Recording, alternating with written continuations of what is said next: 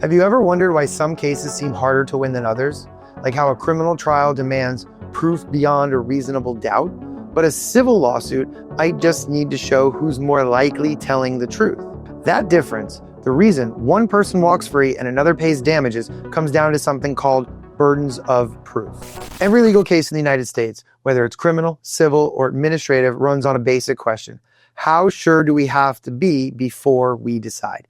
And that's what the standard of proof tells us. It's like a measuring stick for how convincing the evidence has to be. In court, evidence isn't about absolute truth. It's about what can be proven with facts, witnesses, and judging the credibility of those facts and those witnesses. So let's get in and break that phrase down. Burden. It means who has to prove something. And proof means how convincing that proof must be. So the burden of proof answers two questions. One, who needs to prove it? And two, how certain does the proof have to make us? Usually the side making the accusation carries the burden. So in a criminal case, that's the prosecutors, the government, the state, the United States, and through the prosecutors and law enforcement. In a civil case, that's the plaintiff, the one who files the lawsuit. The defense doesn't have to prove innocence. They just have to show that the other side didn't meet their burden of proof. This system keeps things fair. Because think about it.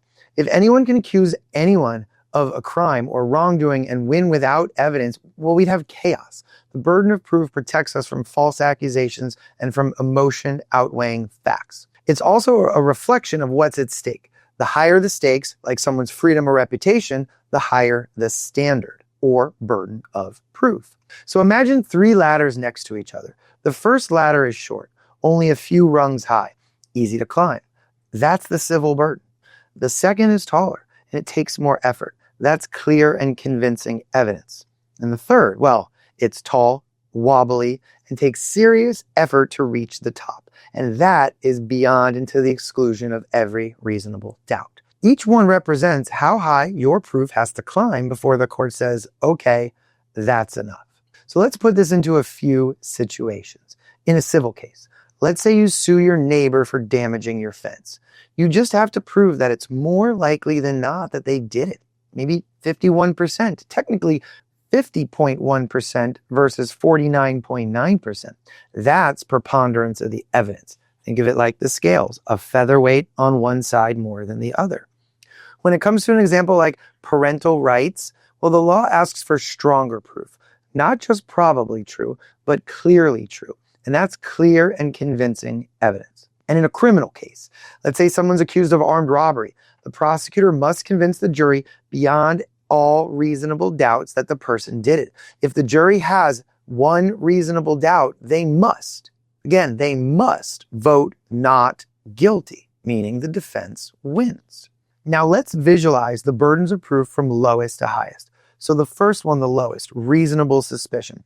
A police officer can briefly stop or question you. And two, probable cause. That's enough evidence to arrest you or get a warrant. 3, preponderance of the evidence. That's used in most civil cases.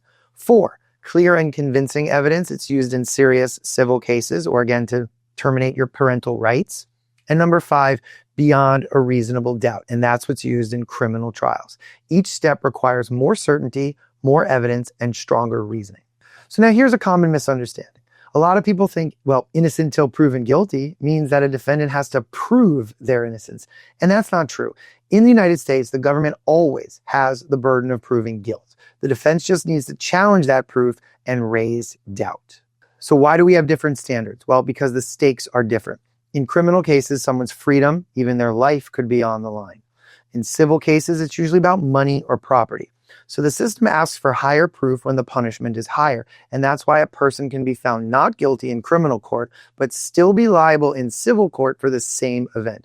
Think back many years ago to the O.J. Simpson cases. He won in the criminal case and he lost in the wrongful death civil case. And that was just a money judgment, not his freedom. And understanding these burdens helps you see just how justice works. It's not about who's louder or more emotional. It's about who can meet their burden with facts and evidence. And if you're watching a courtroom drama, following a real trial, or even dealing with a case yourself, remember, every argument comes down to whether the right standard was met. Now that you know what a burden of proof is, let's zoom in on the very bottom of that pyramid.